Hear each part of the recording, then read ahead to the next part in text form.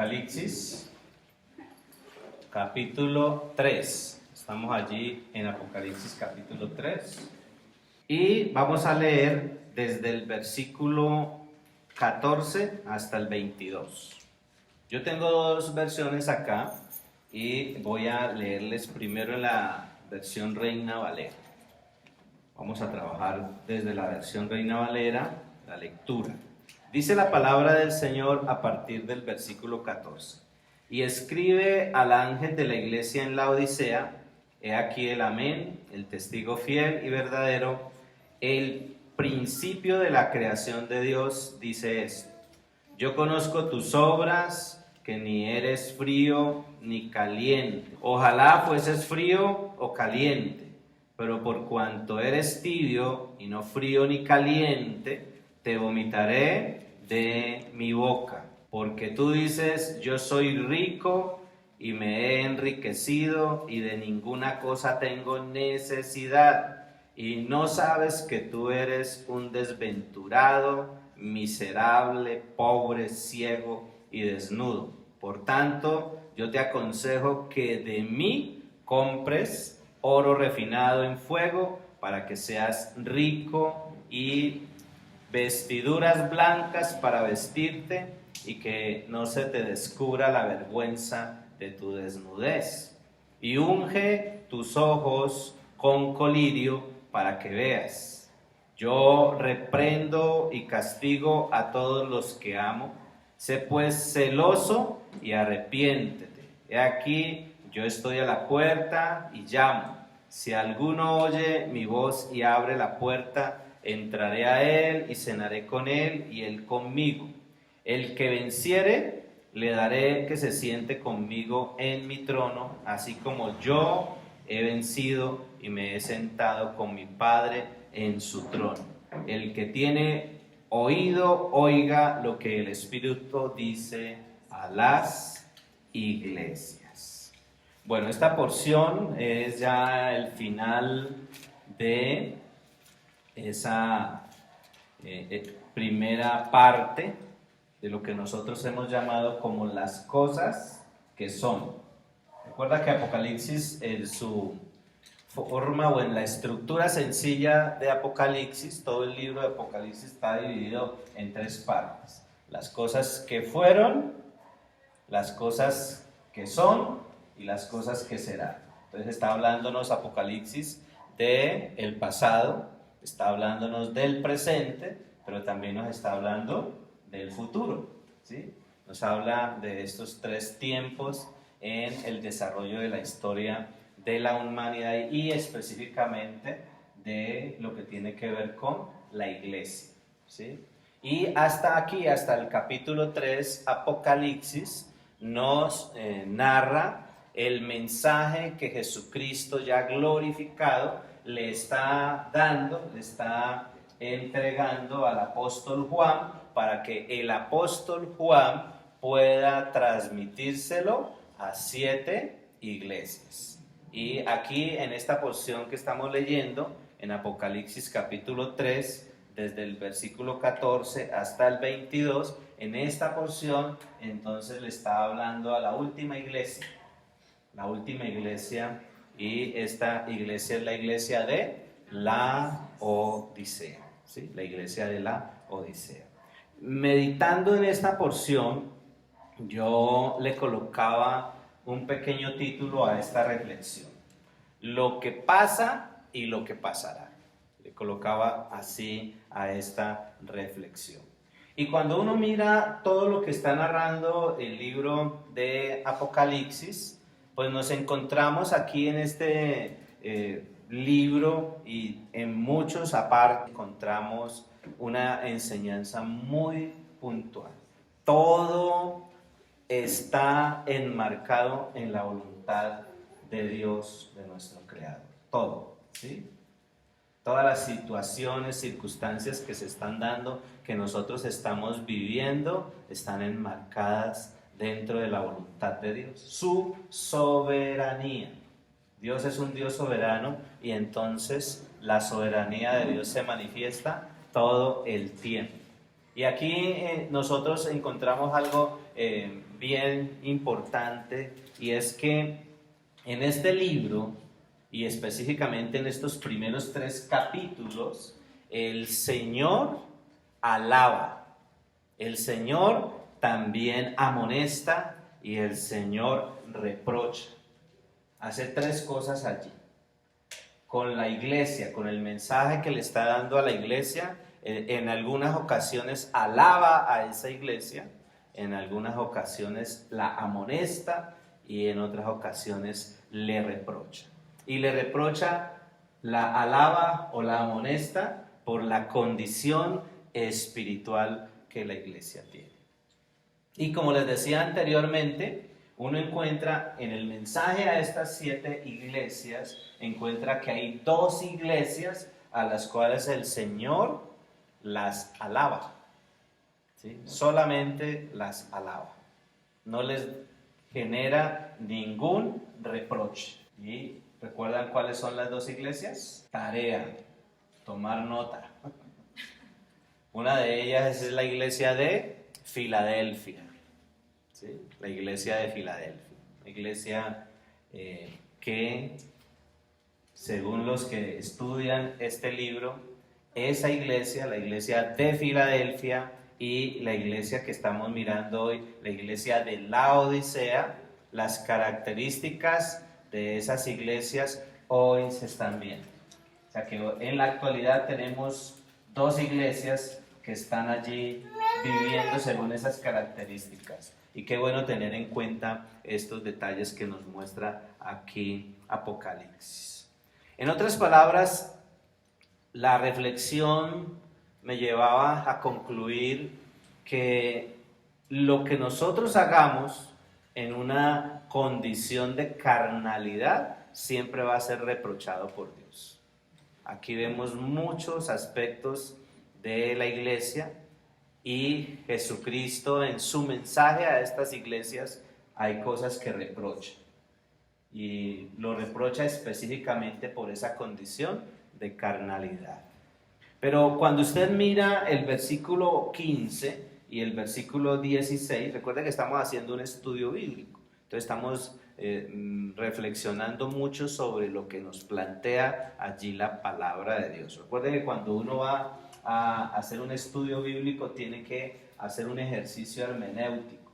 La hermenéutica es esa ciencia que nos permite a nosotros tener unas normas muy puntuales. La hermenéutica siempre nos lleva a 3 cosas: a mirar lo que dice, que eso se llama la observación; a mirar lo que significa, que eso se llama la interpretación; y a mirar lo que significa para cada uno de nosotros, y esa es la aplicación, ¿sí?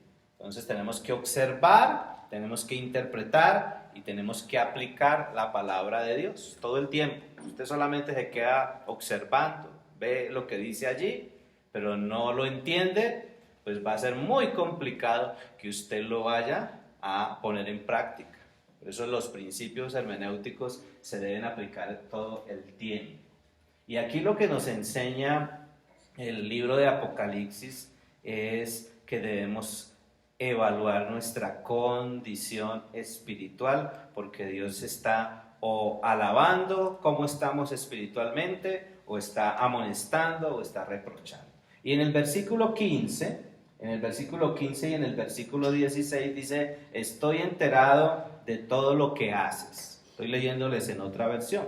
Dice: estoy enterado de todo lo que haces y sé que no me obedeces del todo, sino solo un poco. Sería mejor que me obedecieras completamente o que de plano no me obedecieras.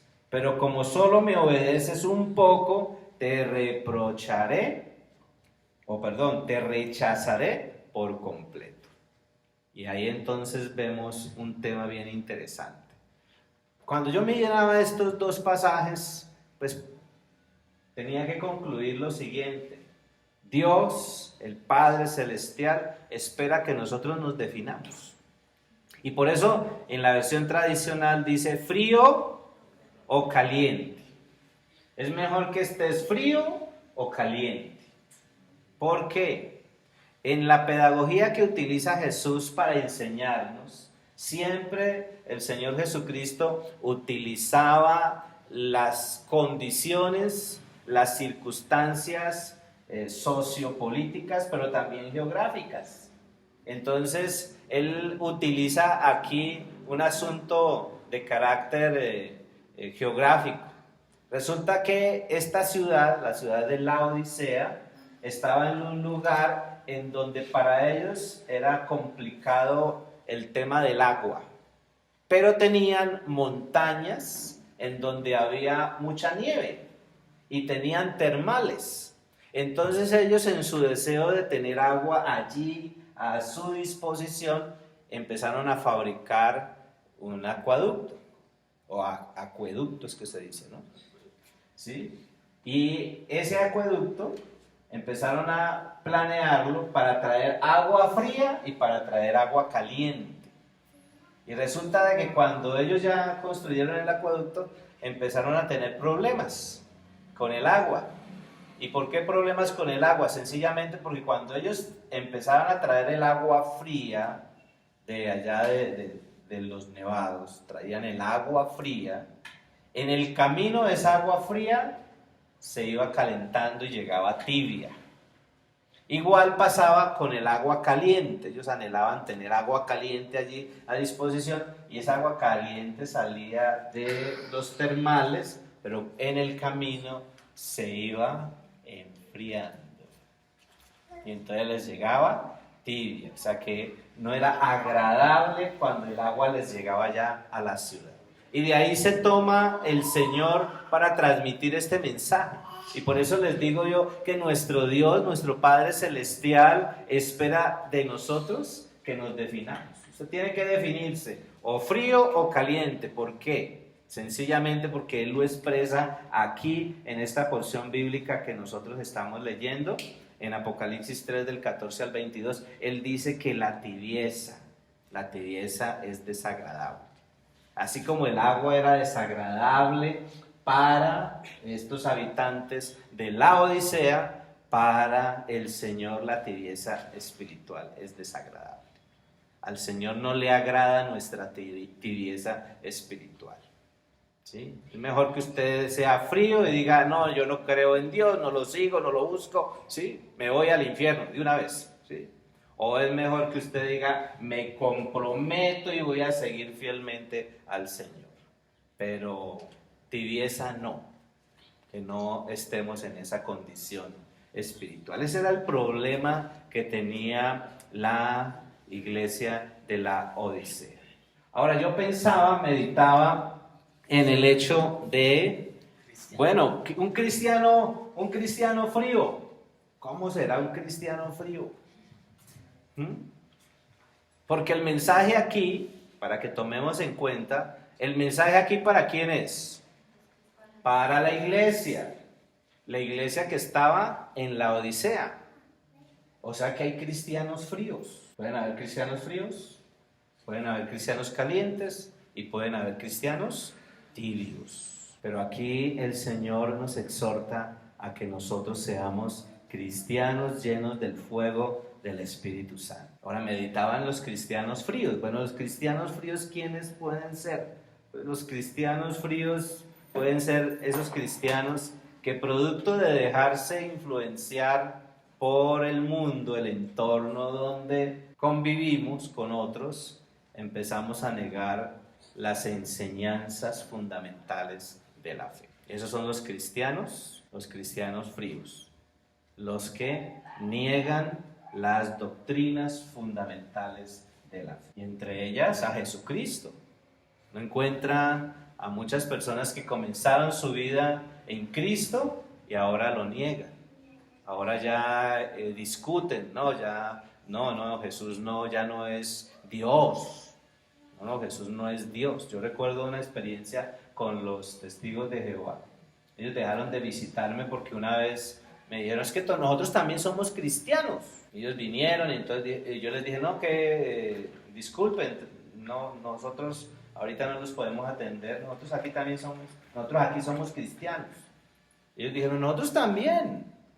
Y yo les dije, ¿cómo así? espéreme un momentico. Y bajé y les abrí la puerta y los recibí. ¡Qué bueno! ¿Desde cuándo son cristianos? Ellos dijeron, siempre hemos sido cristianos. Yo dije, no. O sea que ustedes siempre han pensado que Dios, siendo Dios, un día tomó la decisión de hacerse hombre en Jesucristo y morir en la cruz para que ustedes y yo podamos tener acceso a la vida eterna al aceptarlo como Señor y Salvador. Y dijeron, no, y niegan a Jesús. Entonces les digo, ustedes son unos mentirosos. Ustedes están diciendo que son cristianos y ustedes no aceptan a Jesucristo como el Dios hecho hombre. Y ahí ya pierden el año. No volvieron, ¿cierto? Entonces los cristianos fríos tienen que ver con estas actitudes que se van asumiendo en el proceso de caminar en la vida. Niegan las doctrinas fundamentales de la fe. Pero también los cristianos fríos tienen que ver con aquellas personas que asumen unas actitudes religiosas. La religiosidad, valoran más la forma que el contenido. Hay gente que se enfoca más, no, si la cosa no se hace así como la liturgia lo dice, no tiene valor. O sea, le importa más la forma que el contenido. Y creo que es fundamental el contenido. Es importante el contenido. Y en otras palabras, son esa gente que se oponen a la palabra de Dios y al Evangelio de Jesucristo. Por conveniencia.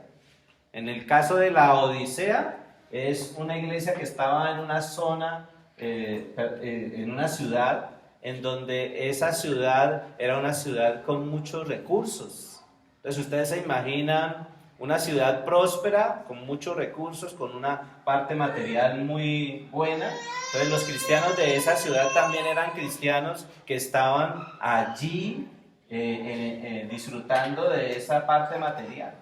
Y un cristiano con plata, si no está sintonizado con el Señor, le cuento que está más del otro lado que de este lado.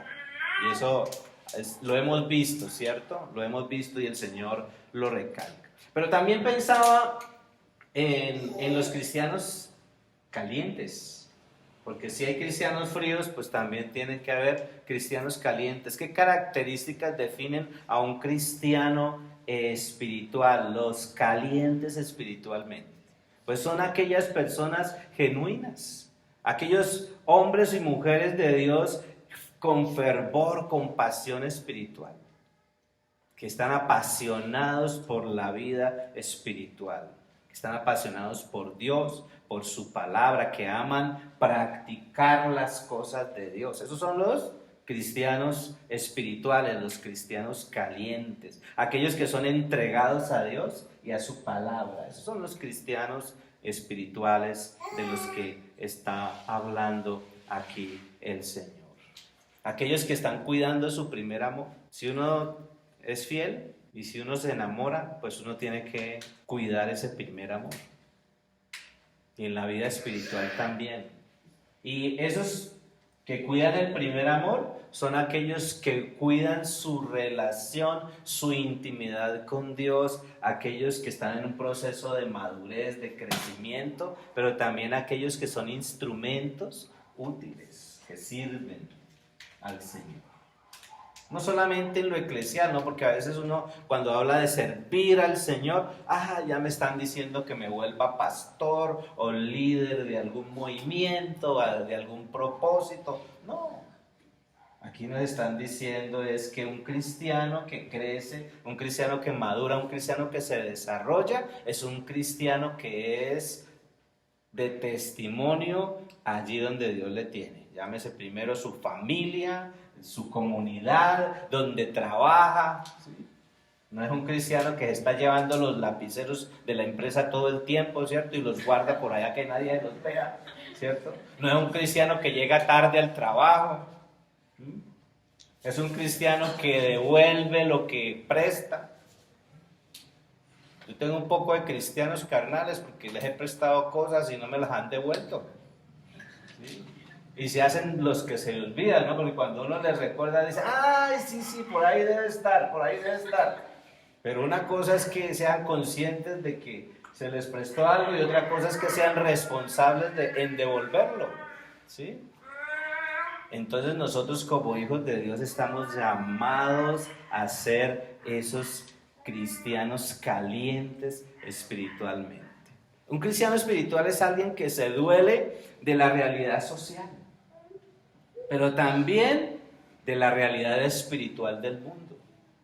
Porque uno, como hablábamos en la última reunión, uno puede dolerse, uy, qué tenaz esta situación que se está viviendo, pero ¿qué estamos haciendo? Uno puede decir, uy, miren cómo es de injusto el gobierno que no ha recogido la basura, ¿recuerdas? Sí. Pero no cogemos una bolsa, no cogemos un recogedor y una escoba y vamos y recogemos la basura y la guardamos mientras pasa el carro. O no salimos a socorrer al otro que está en necesidad. Porque también tenemos que ser integrales. No solamente llevarles el mensaje del Evangelio, sino también ayudar a la persona en diferentes áreas. Y a eso está haciendo referencia entonces aquí este pasaje, ¿sí? Nos está haciendo referencia respecto a esto que nos plantea aquí el libro de Apocalipsis capítulo 3. Y cuando usted mira allí, también el versículo 17 dice, pues tú dices que eres rico, que te ha ido muy bien y que no necesitas de nada, pero no te das cuenta de que eres un pobre, ciego, desdichado y miserable y que estás desnudo. Que hay una exhortación fuerte, ¿cierto?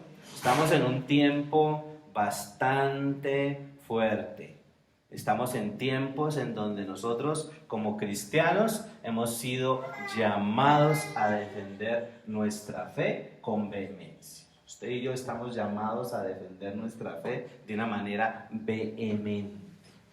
Que lo que hemos aprendido, la doctrina que hemos aprendido, la enseñanza que hemos aprendido, las creencias que nos ha ido inculcando la palabra de Dios a través del proceso de formación.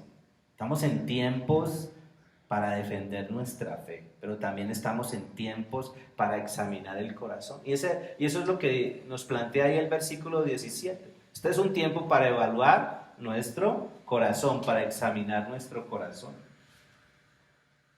¿Cómo me estoy mirando yo? Yo me preguntaba eso, ¿cómo me veo y cómo me ve el Señor? Aquí en este pasaje, en este versículo 17, dice, pues tú dices que eres rico. O sea, el Señor le está recalcando a esta iglesia, tú estás diciendo que tú eres rico. O sea, tú te estás viendo así, rico, próspero, pero resulta y acontece que el Señor está viendo a esta iglesia diferente. ¿Cómo la ve el Señor? Y eso debe ser una enseñanza para nosotros. Hoy estamos en tiempos donde tenemos que autoevaluarnos, autoexaminarnos, evaluar el amor a Dios, evaluar la actitud, evaluar el enfoque que estamos teniendo nosotros como hijos de Dios en los roles y en la vida que Dios nos ha entregado, evaluar las prioridades. Estamos evaluando nuestras prioridades, estamos viviendo en el orden correcto de nuestras prioridades. ¿Cómo me estoy viendo yo y cómo me está viendo el Señor? Ellos se veían ricos, pero ¿cómo los veía el Señor? Desventurados, miserables, pobres, ciegos, desnudos. Una visión totalmente diferente, ¿cierto? Y aquí, ¿quién tendría la razón? Pues Dios, ¿cierto? Dios es el que tiene la razón. Dios es el que nos ve de la forma como estamos. Por eso el Señor siempre está evaluando nuestra condición espiritual. Y por eso reprocha. Por eso el Señor reprocha la condición espiritual. Tristemente, como iglesia, uno puede caer en esa situación de pensar que está bien, pero anda mal. ¿A qué nos lleva esto? Cuando yo miraba el versículo 17, pensaba en eso. ¿A qué nos lleva todo esto? Pues sencillamente a que nosotros tengamos una actitud de humildad y de no jactarnos. ¿sí? De no jactarnos, de no enfocarnos de una manera equivocada en cosas que Dios no quiere. Que debemos aprender a sopesar lo material con los valores espirituales. Ahora, las cosas materiales no son malas, en sí no son malas, sino la forma, la actitud con la cual nosotros usamos eso. Si Dios me ha bendecido, ¿qué debo hacer yo? Pues aprovechar esa bendición para poder beneficiar también a otros y enseñarles a que ellos también pueden beneficiar a otros. A eso nos llama el Señor. No solamente acumular y acumular, ¿cierto? Sino también hacer de bendición para los demás. Miren, pensaba en eso. El enfoque solo en lo material trae ceguera, trae pobreza espiritual. Cuando uno está enfocado solo en lo material, se vuelve un ciego y un pobre espiritual.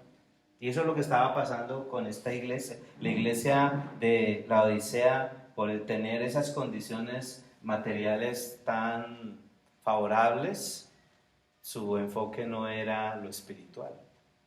Y en el orden de prioridades, ¿qué debe ser primero? Pues lo espiritual, ¿cierto? Lo primero tiene que ser lo espiritual.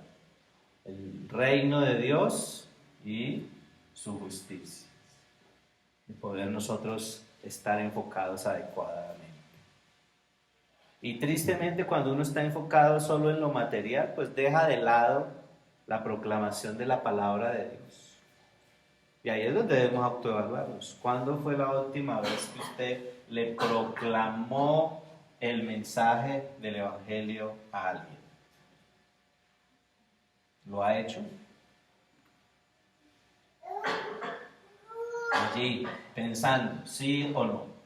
¿Cuándo fue la última vez que usted le proclamó el mensaje del Evangelio a alguien? Te puede decir sí o no. Y si es no, entonces usted tiene que estar evaluando y diciendo, yo no estoy enfocado o enfocada adecuadamente en mi ejercicio espiritual. Porque parte de ser cristiano, de ser hijo o hija de Dios, es que yo debo estar proclamando el mensaje del Evangelio. Y si no lo estoy proclamando, no estoy enfocado de la manera adecuada como yo debo hacer. ¿Sí? Y cuando estamos enfocados solo en lo material, pues no ejercitamos la vida de fe. Todas estas circunstancias que estamos viviendo, ¿qué hacen o qué generan en nosotros? Incertidumbre, temor. ¿Sí? A veces nos aterra más un virus que el pecado. ¿Sí? A veces nos aterra más un virus que el pecado. Yo me acuerdo hace años en otra ciudad, no aquí, ¿no? Para que no se vayan a sentir reargüidos, en otra ciudad atendiendo a una pareja, ¿no? Entonces la damita se sentía, pero súper ofendida con el caballero por el hecho de que él dejaba la tacita de tinto allí en el nochero, ¿no? Y eso era una pelea porque él dejaba allí la tacita. Se sentía súper ofendida. Y entonces lo atacaba, lo agredía. Y que eso era lo peor que hacía esa persona. Yo le dije, pero lo peor no es lo que hacen ustedes. Ustedes no están casados, no han arreglado su situación con sus otros hogares que dejaron. Pues les parecía más terrible dejar una taza de café que estar viviendo en una condición que Dios no acepta. Pues miren, no ejercitar la vida de fe, esa es una condición que vive aquellas personas que están enfocadas solo en lo material. Y no actuar las buenas obras, porque un cristiano que no actúa las buenas obras es un cristiano que no está dando el testimonio de vida que Dios quiere. Y aquí vemos entonces esa manifestación de orgullo, de ignorancia, de autosuficiencia, de complacencia que se está dando en medio de estas personas. Anoche, en la reunión de anoche, yo les leía una carta de un pastor en su boletín colocó una carta a una hermana ficticia, ¿sí? A Juana. Entonces le escribió esto a Juana, se los voy a leer. Querida Juana, te estoy escribiendo para ayudarte a que te sacudas ese sentimiento de inutilidad que se ha apoderado de ti. Muchas veces tú has dicho que no puedes ver cómo Jesucristo puede utilizarte porque tú no eres nadie en especial. Dios ha elegido a los sencillos, aquellos que el mundo, la sociedad llama insensatos, atrasados, anticuados, para avergonzar a los sabios. Dios ha elegido lo que la sociedad llama débil para avergonzar a los fuertes. Dios ha elegido las cosas que tienen poca fuerza y poca relevancia social para que ninguno pueda jactarse en la presencia de Dios. Cuando el Señor Jesús eligió a sus discípulos, Él no buscó a campeones olímpicos o a senadores romanos. Él eligió a gente sencilla como tú. Unos eran pescadores, uno era un político extremista, otro un publicano, un recaudador de impuestos, un don nadie en esa sociedad. Pero estos hombres sencillos, ninguno fue un personaje relevante. Estos hombres llegaron a trastornar el mundo romano por amor a Cristo. ¿Cómo lo hicieron? ¿Por medio de su popularidad? No. No tenían ninguna. Por su posición, tampoco la tenían. Su poder radicaba en el poder de Dios por medio del Espíritu Santo. Juana, no te olvides de que nosotros, la iglesia, necesitamos personas ordinarias, normales, que en las manos de Cristo lleguen a ser extraordinarias para trastornar el mundo. Y me pareció interesante esta carta que le envía el pastor a la iglesia, ¿no? Se la mandó a la hermana Juana, pero se la estaba mandando era a la iglesia ahí en su boletín mensual. Y otra frase que encontré que estaba escrita o está escrita en una de las catedrales en Alemania y me llamó mucho la atención para que nosotros evaluemos la dualidad que manejamos en este mundo entre la fidelidad y la carnalidad y que definamos, porque a eso es que está llamando el Señor a través de esta carta, a través del mensaje a esta iglesia. El Señor nos está llamando a definirnos. Defina, usted no puede seguir siendo tibio, usted o frío o caliente, defínase, pero lo que el Señor anhela es que nosotros seamos calientes, cristianos espirituales conectados con el Señor. Y miren este mensaje que hay en esa catedral. Está escrito en una de las catedrales en Alemania. Dice así: me llamáis maestro y no me obedecéis. Me llamáis luz y no me veis. Me llamáis camino y no andáis en él. Me llamáis vida y no me elegís a mí. Me llamáis sabio y no me seguís. Me llamáis bueno y no me amáis. Me llamáis rico y no me pedís.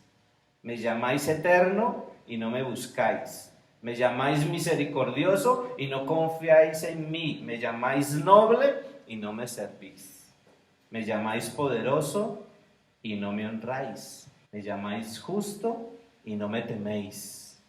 Si yo, pues, os condeno, no me culpéis. Y es una exhortación fuerte aquí que hay para la iglesia. Me impacta porque está escrito allí en una catedral, ¿sí? En una iglesia.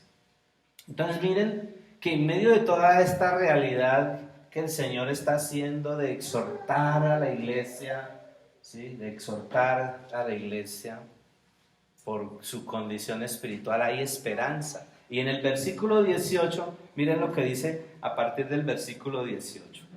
Dice ahí en Apocalipsis 3:18, por eso te aconsejo que compres de mí lo que de veras te hará rico, porque lo que yo doy es de mucho valor, como el oro que se refina en el fuego. Si no quieres pasar la vergüenza de estar desnudo, acepta la ropa blanca que te estoy o que yo te doy, para que te cubras con ella, y las gotas medicinales para tus ojos, solo así podrás ver. Y aquí encontramos algo bien importante, y es el consejo del Señor. En este versículo 18, el consejo del Señor está allí muy palpable. Cuando ahí en la versión tradicional dice oro refinado en fuego, está haciendo referencia es a la sangre preciosa de Cristo. Cuando habla allí de vestiduras blancas para vestirse, está hablando de la justicia de Jesucristo. Y cuando habla allí de ungir los ojos con colirio, está haciendo referencia al Espíritu Santo. Hace referencia al Espíritu Santo. ¿Quién es el único que puede tomar nuestros ojos, tomar nuestra visión y hacernos ver las cosas de la forma correcta? El Espíritu Santo es el único que puede hacerlo.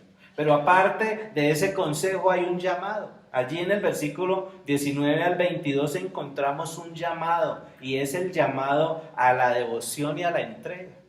Lo que nos muestra allí ese pasaje es que nosotros tenemos que ser celosos, tenemos que ser fervorosos, y en nuestra vida debe reflejarse o manifestarse el fuego de la presencia del Señor. En el versículo 19 dice: yo reprendo y corrijo a los que amo. Por eso, vuélvete a Dios y obedécelo completamente.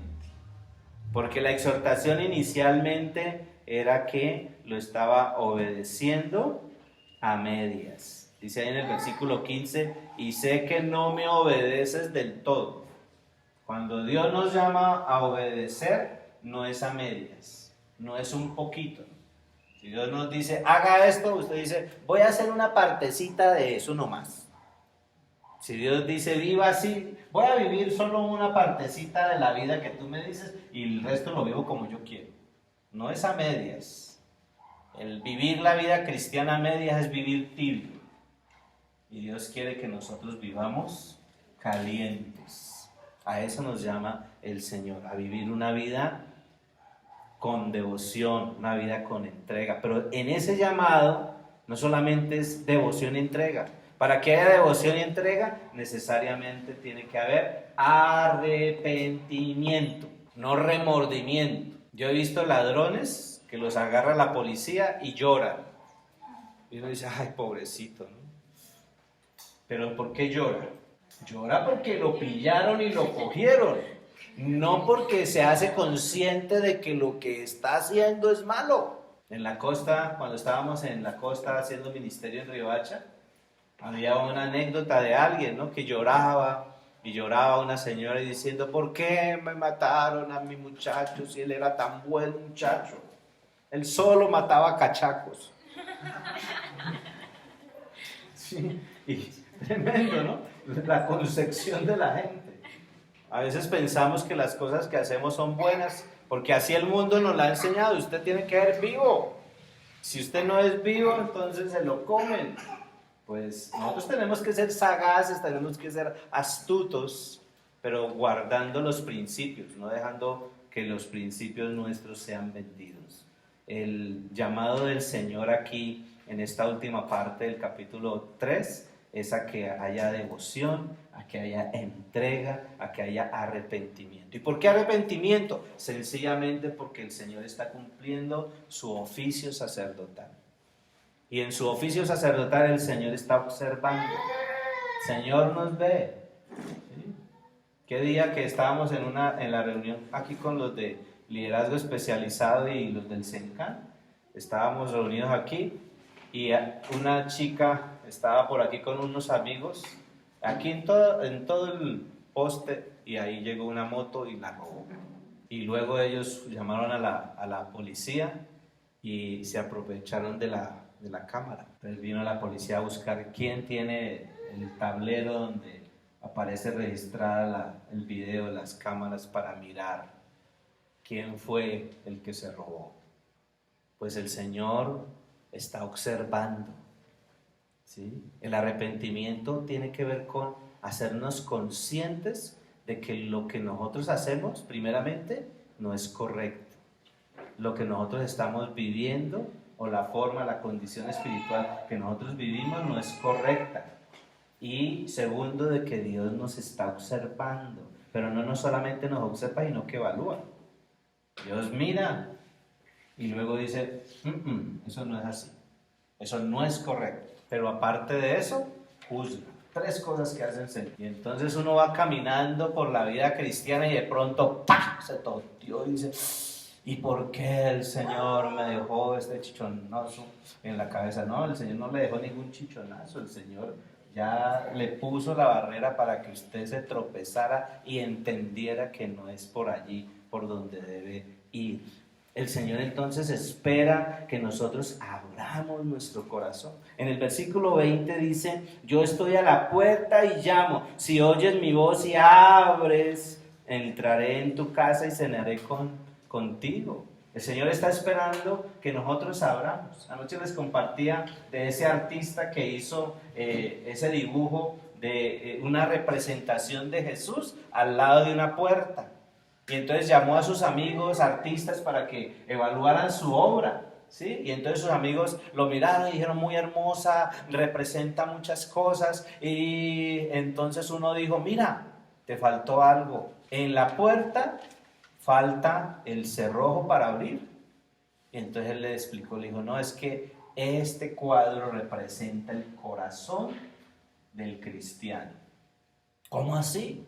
Sí, el cerrojo no está por fuera, el cerrojo está por dentro.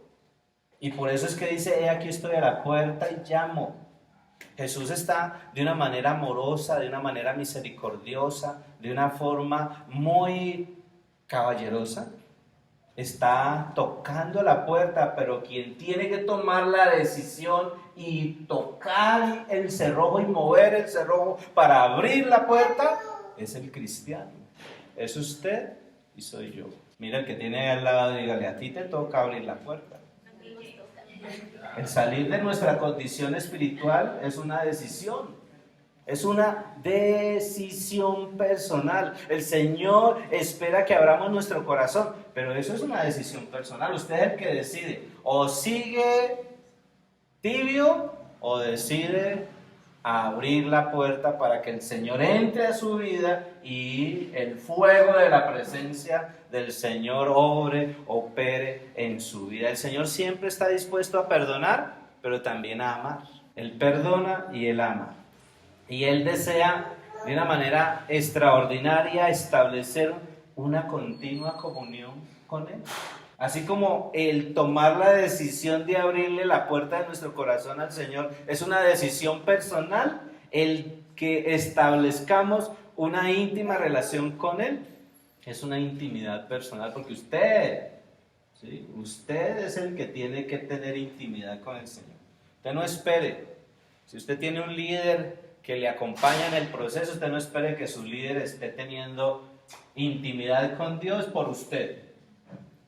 ¿Sí? Su líder debe orar por usted, pero usted es el que tiene que tener relación con Dios. Su líder no puede salir a evangelizar por usted. Ahí el que evangeliza es usted. El que vive los principios cristianos a la luz de lo que la palabra de Dios dice es usted. Cada uno de nosotros somos responsables. Pero también me impacta lo que dice al final el versículo 22. Si tienes oídos, pon atención a lo que el Espíritu de Dios le dices o le dice a las iglesias. Pues sencillamente Dios, el Señor, desea que le oiga. Y para nosotros ser sensibles a la voz de Dios, necesitamos del Espíritu Santo. Es el Espíritu Santo el que nos capacita y el que nos sensibiliza para escuchar, pero también para entender. Hay que escuchar, pero hay que entender. Si usted escucha y no entiende, entonces no va a actuar según lo que Dios quiere para nosotros. Tenemos un gran desafío y en ese desafío pues el Señor nos dice, este es el tiempo de nosotros. Las cosas que son, este es el tiempo de nosotros. Debemos entonces entender estos tiempos, pero también debemos confiar en la palabra del Señor. Debemos definir nuestra condición. Estamos en la época de las dos iglesias, la iglesia de Filadelfia y la iglesia de la Odisea. La iglesia visible y la iglesia espiritual. La iglesia carnal y la iglesia espiritual. Estamos en esta época. Ahora, siendo objetivos, cuando el Señor venga por la iglesia, ¿por quién va a venir? Cuando el Señor venga por la iglesia, los que realmente son hijos. Uno puede aparentar ser hijo, pero si uno es hijo, uno tiene que estar viviendo como el Señor dice que debemos vivir. El llamado que Dios ha hecho a través de estas 7 iglesias a la vida de cada uno de nosotros es a que no le tengamos temor al sufrimiento. Ese fue el mensaje que le dio a la iglesia de Esmirna. Que cuidemos nuestra sana enseñanza. Ese fue el mensaje que le dio la iglesia de Pérgamo. Que guardemos el testimonio, que guardemos lo ético y lo moral. Eso le dijo a la iglesia de Tiatira. Pero también el Señor exhortó a la iglesia a través de estos mensajes que guardemos la vitalidad espiritual. A la iglesia de Sardis la exhortó. Pero también le dice a la iglesia que seamos fieles y perseverantes. A la iglesia de Filadelfia el Señor la alabó enormemente. La iglesia que Dios alaba es la iglesia fiel y la iglesia perseverante. La iglesia que permanece en la mejor condición espiritual. ¿De quién es la responsabilidad? Haga así y luego haga así. De cada uno de nosotros. ¿Sí? De cada uno de nosotros. ¿Qué tal si nos ponemos de pie un momento y delante del Señor nos presentamos y le pedimos que nos ayude en este proceso? Padre, gracias. Gracias por permitirnos este tiempo, por darnos la oportunidad de entender tu palabra. Gracias por darnos la oportunidad de congregarnos, de reunirnos alrededor de tu presencia. Bendice, Señor.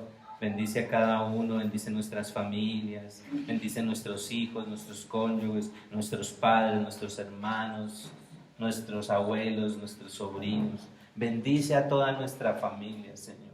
Estamos en una época en donde la familia está siendo atacada. Estamos en una época en donde la iglesia está siendo atacada. Estamos en una época, Señor, en donde los valores, los principios que tú has establecido en tu palabra están siendo atacados.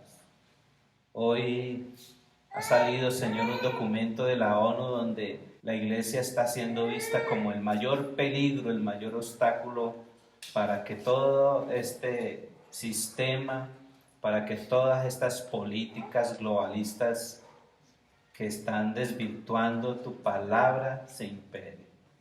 Guárdanos, Señor, permítenos ser fieles, permítenos ser perseverantes, permítenos, maravilloso Dios, seguir caminando en esos preceptos, seguir, Señor, desarrollando esos preceptos, seguir defendiendo esos preceptos. Que tu presencia nos acompañe en este resto del día. Sigue moviéndote con poder.